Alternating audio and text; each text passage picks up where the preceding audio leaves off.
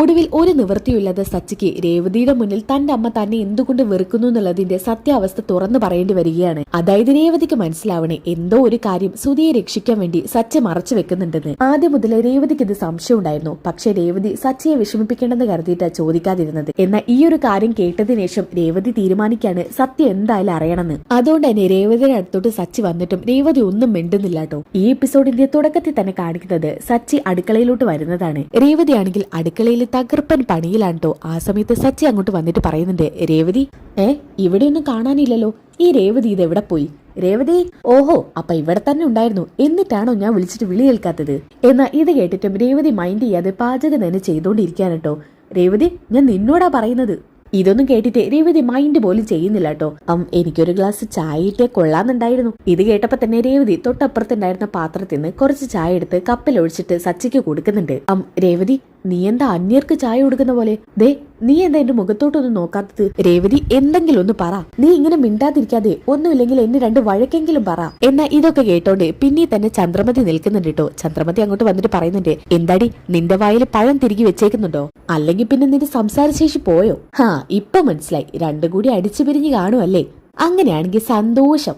ആ സമയത്ത് സച്ചി പറയുന്നുണ്ട്, രേവതി, നീ ഇതുപോലെ ഓരോന്ന് കേൾപ്പിക്കാനാണോ മിണ്ടാതിരിക്കുന്നത്? എന്താ നിനക്ക് പറ്റിയത്? എന്തെങ്കിലും ഒന്ന് പറ. സച്ചേട്ടാ, നിങ്ങൾക്ക് എന്താ കുഴപ്പം? നിങ്ങൾ ചായ ചോദിച്ചപ്പോ ഞാൻ ചായ എടുത്ത് തന്നില്ലേ? ഇനി എന്താ വേണ്ടത്?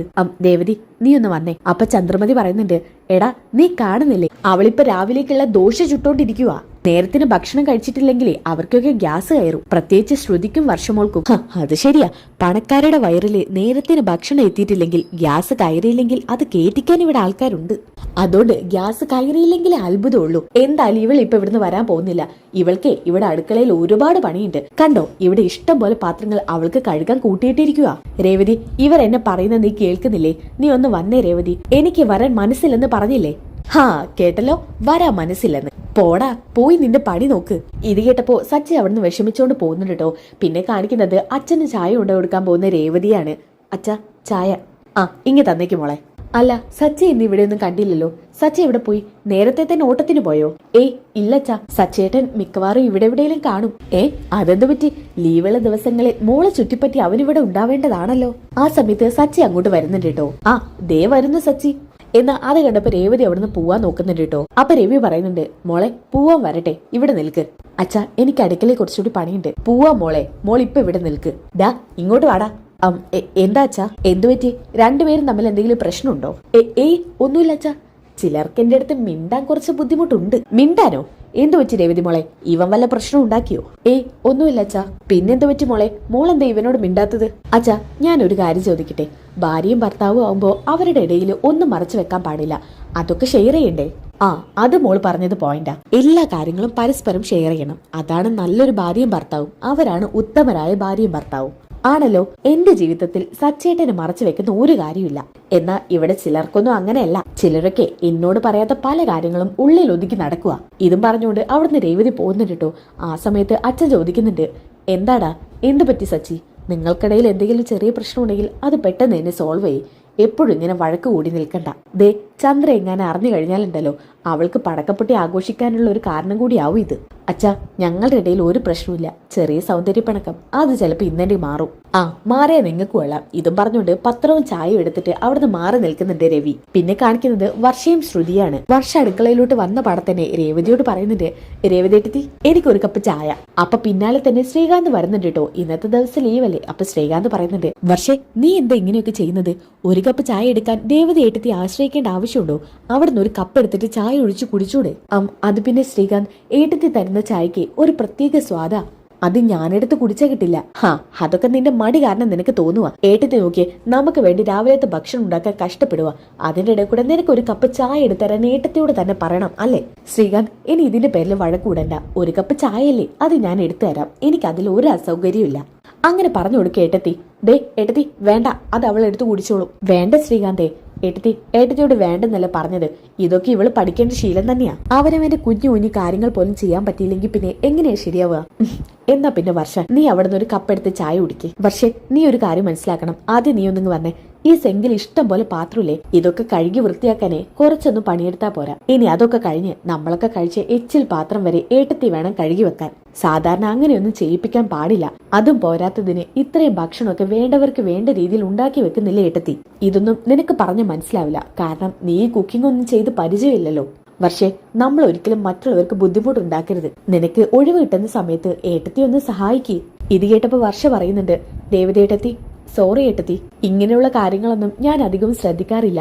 ശ്രീകാന്ത് ഇപ്പൊ പറഞ്ഞു തന്നപ്പോഴാ എനിക്ക് കുറച്ചെങ്കിലും ഒന്ന് മനസ്സിലായത്. ഏട്ടത്തി, ഇന്ന് ഒഴിവുള്ള ദിവസമല്ലേ, ഇന്ന് ഉച്ചക്കത്തെ ഫുഡ് ഞാനും കൂടി ഹെൽപ്പ് ചെയ്യാം. അയ്യോ വേണ്ട, ഞാൻ ഒറ്റയ്ക്കാണെങ്കിൽ പെട്ടെന്ന് പണി തീരും. ഏട്ടത്തി ഇങ്ങനെയൊക്കെ പറയുന്നതുകൊണ്ടാ ഇവർക്കൊക്കെ ഇത് വളമായി മാറുന്നത്. ശ്രീകാന്ത്, ഞാൻ പറഞ്ഞല്ലോ എന്നെ കൊണ്ട് കഴിയുന്നതൊക്കെ ഞാൻ ചെയ്യാന്ന്. ഏട്ടത്തി, വർഷയെ കൊണ്ട് പറ്റുന്ന ചെറിയ ചെറിയ കാര്യങ്ങളൊക്കെ വർഷയ്ക്ക് പഠിപ്പിച്ചു കൊടുത്താൽ മതി. എന്നാ പിന്നെ ശരി, വർഷയും കൂടി കൂടെ കുടിക്കൂ. ശരി. അത് കഴിഞ്ഞിട്ട് കാണിക്കുന്നത് ശ്രുതിയാണ് കേട്ടോ.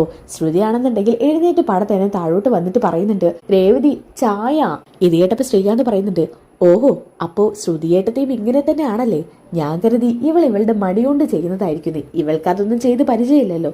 എന്നാൽ ഏട്ടത്തി ഇങ്ങനെ ചെയ്യുന്നത് കഷ്ടമാണ് കേട്ടോ. ഞാനെന്ത് ചെയ്തു ശ്രീകാന്ത്? ഏട്ടത്തി ഇപ്പൊ എന്താ ചെയ്യുന്നത്? ഇത്രയൊക്കെ പണി ചെയ്ത് ക്ഷീണിച്ച രേവതിയേട്ടത്തെ കൊണ്ട് തന്നെ ഒരു കപ്പ് ചായ എടുപ്പിക്കല്ലേ? ഇതൊക്കെ നിങ്ങൾക്കെടുത്ത് കുടിച്ചൂടെ? ഓ അതാണോ? അത് ഈ രേവതി എന്നും നമുക്ക് ചായ എടുത്ത് തരാറുള്ളതാ. എല്ലാത്തിനും ഏട്ടത്തിയെ പറഞ്ഞാ മതി. ദേ, ഇനി നിങ്ങൾക്കൊക്കെ ചായ വേണമെങ്കിലേ ഒറ്റയ്ക്ക് എടുത്ത് കുടിക്കേ, ഏട്ടത്തിയൊന്നും തരില്ല.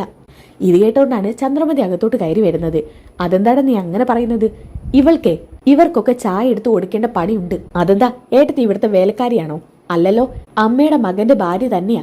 ഇവരെ പോലെ തന്നെ ഏട്ടത്തിക്കും ഈ വീട്ടിൽ അവകാശമുണ്ട്. അതേക്കുറിച്ചൊന്നും നീ കൂടുതൽ പറയണ്ട. ഇവൾക്കേ ഞാൻ കൊടുത്തിരിക്കുന്നത് ഇവിടുത്തെ വേലക്കാരിയുടെ അവകാശമാണ്. അതുകൊണ്ട് ഇവിടുത്തെ എല്ലാവരുടെ ചുമതലയും നോക്കേണ്ടത് ഇവളുടെ കടമയാ.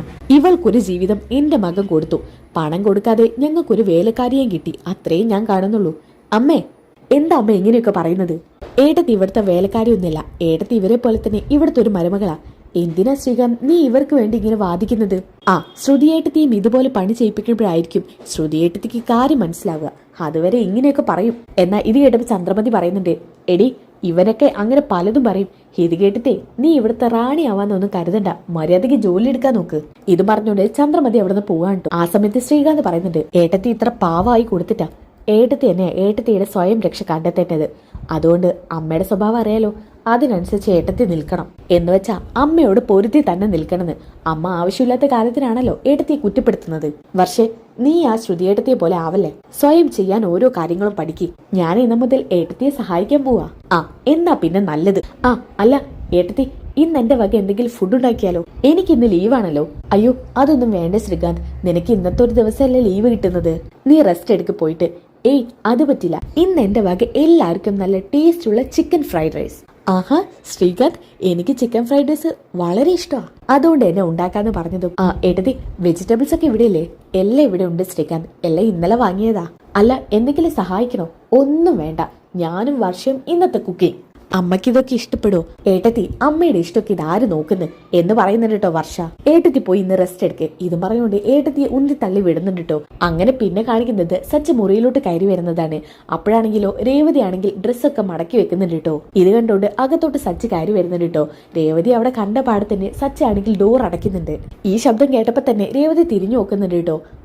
രേവതി, എന്നോട് എന്തെങ്കിലും ഒന്ന് മിണ്ട്. നീ എന്താ എന്നോട് മിണ്ടാത്തത്? ഇന്നലെ രാത്രി മുതൽ ഇതേ നിൽപ്പാട്ടോ. എന്താ രേവതി നിനക്ക് പറ്റിയത്? രേവതി, എന്തെങ്കിലും ഒന്ന് നിന്റെ വാ തുറന്ന് പറ. നിങ്ങളെ ആ ഡോറ് പോയി തുറക്ക്. ഇത് നമ്മുടെ മുറിയൊന്നുമല്ല, അച്ഛന്റെ അമ്മയുടെ മുറിയാ. എന്റെ വസ്ത്രം മടക്കി വെക്കാൻ വേണ്ടി മാത്രം ഞാൻ ഇങ്ങോട്ട് വന്നതാ. ഡോറ് തുറക്കണം വേണ്ടെന്നൊക്കെ ഞാൻ തീരുമാനിക്കും. ആദ്യം പറ, എന്നോട് എന്താ നിനക്ക് പ്രശ്നം? പ്രശ്നം പറഞ്ഞാ നിങ്ങൾ അത് പരിഹരിച്ചു തരുമോ? തരും രേവതി, എന്താ കുഴപ്പം പറ. എന്നാ പറ, നിങ്ങളോട് നിങ്ങളുടെ അമ്മയ്ക്ക് എന്താ ഇത്രത്തോളം വെറുപ്പ്? അങ്ങനെ വെറുപ്പുണ്ടാവാൻ എന്താ കാരണം? അതെനിക്കറിയണം. ഇത് കേട്ടപ്പോ തന്നെ സച്ച് ആകെ ഡെസ്പായി പോവാൻ കേട്ടോ. എന്താ ഉത്തരം മുട്ടിപ്പോയോ? പറയുന്നില്ലേ? എനിക്കതാണ് അറിയേണ്ടത്. അതറിഞ്ഞു കഴിഞ്ഞാൽ ഞാൻ മിണ്ടാതെ നിന്നോളാം.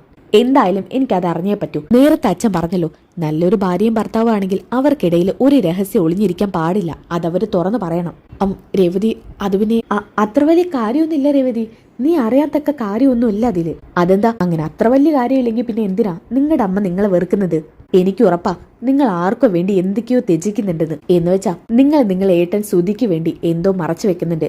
സുധിയേട്ടന് വേണ്ടി ഒരു മറയായി നിങ്ങളുടെ അമ്മയുടെ മുന്നിൽ നിങ്ങൾ നിന്നു. അത്രയും എനിക്കറിയാം. പക്ഷേ അതെന്തുകൊണ്ടെന്ന് മാത്രം എനിക്കറിയില്ല. ഇതുവരെ ഞാൻ ചോദിക്കാഞ്ഞത് നിങ്ങൾക്കത് വിഷമാവണമെന്ന് കരുതിയിട്ടാ. പക്ഷെ ഇന്നലത്തോടെ എനിക്ക് മനസ്സിലായി നിങ്ങൾക്ക് അമ്മയോട് എത്രത്തോളം സ്നേഹമുണ്ടെന്ന്. കുഞ്ഞുനാൾ മുതൽ സച്ചേട്ടൻ അമ്മ വെറുത്തിട്ടില്ല. അമ്മ ഒരുപാട് സ്നേഹം സച്ചേട്ടന് തന്നിട്ടുണ്ട്. അവരെ പോലെ തന്നെ സച്ചേട്ടനെ സ്നേഹിച്ചിട്ടുണ്ട്. പക്ഷെ എന്തോ ഒരു പ്രശ്നമുണ്ട് നിങ്ങൾക്കിടയിൽ. അതെനിക്ക് അറിഞ്ഞേ പറ്റൂ. ഇല്ലെങ്കിൽ രേവതി ഇനി സച്ചേട്ടനോട് മിണ്ടില്ല. രേവതി, ഞാൻ പറ സച്ചേട്ടാ, എന്നോട് സത്യം പറ. ശരി, ഞാൻ പറയാം. പക്ഷേ ഒരു കണ്ടീഷനുണ്ട്. എന്താ? ഇത് വേറെ ആരോടും പറയരുതെന്നല്ലേ? അതെ, ഈ സത്യം എനിക്കും എൻ്റെ അച്ഛനും സുധിക്കും എൻ്റെ അച്ഛമ്മയ്ക്കും മാത്രം അറിയുന്ന കാര്യമാണ്. അത് അഞ്ചാമതൊരാൾ അറിയാൻ പോവുക. നീ അറിയേണ്ടത് നിർബന്ധമാണ്. അതുകൊണ്ടാണ് ഞാൻ നിന്നോടിപ്പോൾ പറയുന്നത്. പക്ഷേ ആറാമതൊരാൾ നിന്റെ വായിലൂടെ അറിയാൻ പാടില്ല. ഇല്ല, ഞാൻ ഉറപ്പ് തന്നിരിക്കുക സച്ചേട്ടന്. ഞാൻ ആരോടും പറയില്ല. എന്താ ഉണ്ടായത് സച്ചേട്ടാ? അത് പിന്നെ ഒരു ദിവസം രാത്രി പിന്നെ കാണിക്കുന്നത് സുധിയുടെയും സച്ചിയുടെയും ചെറുപ്പകാലാണ് കേട്ടോ. അവര് മുറിയിൽ കിടക്കുന്നതാണ് കാണിക്കുന്നത്. നല്ല ഇടിയും മിന്നലൊക്കെ ഉണ്ട് കേട്ടോ. അങ്ങനെ ഇവർ ഉറങ്ങുന്ന സമയത്താണ് സുധി കുറച്ചു കഴിഞ്ഞപ്പോൾ അവിടെ നിന്ന് എഴുന്നേറ്റ് പോകുന്നത്. എന്നാ ഇങ്ങനെ എഴുന്നേറ്റ് പോകുന്നത് സച്ചി കാണുന്നുണ്ട്. നല്ല ഇരുടാണ് കേട്ടോ മുറിയില്. ചെറിയൊരു നിലാവെളിച്ചം പോലെ അവിടെ കാണിക്കുന്നുണ്ട്. അങ്ങനെ സുധി ആണെങ്കിൽ രാത്രി നടന്നു പോകുന്ന കണ്ടപ്പോ സച്ചിക്ക് എന്തൊക്കെയോ മനസ്സിലേക്ക് ഓർമ്മ വരാണ്. സുധി ഇത് എങ്ങോട്ടാ പോകുന്നത് ഈ രാത്രി? ഇതും പറഞ്ഞുകൊണ്ട് സുധിയുടെ പിന്നാലെ തന്നെ ചെല്ലുന്നുണ്ട് സച്ചി. അങ്ങനെ സുധി ചെല്ലുന്നത് അച്ഛനും അമ്മയും കിടക്കുന്ന മുറിയിലോട്ടാണ് കേട്ടോ. ചന്ദ്രയുടെ തൊട്ടിപ്പുറത്ത് തന്നെ ശ്രീകാന്തും കിടക്കുന്നുണ്ട്. ശ്രീകാന്ത് അന്ന് കുഞ്ഞു കുട്ടിയാണ്. അതായത് തലേ ദിവസം അച്ഛൻ KSRTC ട്രിപ്പും കഴിഞ്ഞു വന്നിട്ട് കുറച്ച് പണം ഭാര്യയുടെ കയ്യിൽ കൊടുക്കുന്നുണ്ട്. അതായത് ചന്ദ്രമതിയുടെ കയ്യിൽ കുറച്ച് പൈസ വെച്ച് കൊടുക്കുന്നുണ്ട് കേട്ടോ. ഇതാണെങ്കിൽ തലേ ദിവസം തന്നെ ഭക്ഷണം കഴിച്ചുകൊണ്ടിരിക്കുന്ന സച്ചിയും സുധിയും കാണുന്നുണ്ട്. രവി പറയുന്നുണ്ട്, ചന്ദ്രേ, ഈ പണം ഭദ്രമായിട്ട് എടുത്തു വെക്കണം. ഇത് നമുക്കൊരാവശ്യത്തിനുള്ളതാ. ശരി രവിയേട്ടാ, ഞാനിത് സൂക്ഷിച്ചു വെച്ചോളാം. ഇത് പറഞ്ഞുകൊണ്ട് ചന്ദ്രമതി അത് സാരിയുടെ തുമ്പിൽ കെട്ടിവെക്കുന്നുണ്ട് കേട്ടോ. അങ്ങനെ സുധി നന്നായിട്ട് ശ്രദ്ധിക്കുന്നുണ്ട് ഈ പണം എന്താണ് ചെയ്യുന്നതെന്നുള്ളത്. കിടക്കാൻ നേരം തലയണയുടെ അടിയിലായിട്ട് ആ പണം ഒളിപ്പിച്ചു വെക്കുന്നുണ്ട് ചന്ദ്ര. സുധി ഇതെല്ലാം നന്നായിട്ട് കാണുന്നുണ്ട് കേട്ടോ. പിറ്റേ ദിവസം സ്കൂളിൽ പോകുമ്പോൾ സുധിക്ക് എന്തൊക്കെയോ വാങ്ങിച്ചു കൊണ്ടുപോകണമെന്ന് മനസ്സിൽ ഉറപ്പിച്ചു വെച്ചതാണ് സുധി. അങ്ങനെ ഈ പണം എടുക്കാനാണ് രാത്രി സുധി പോകുന്നത്. പിന്നാലെ ആണെങ്കിൽ സച്ചിയും ചെല്ലുന്നുണ്ട് കേട്ടോ.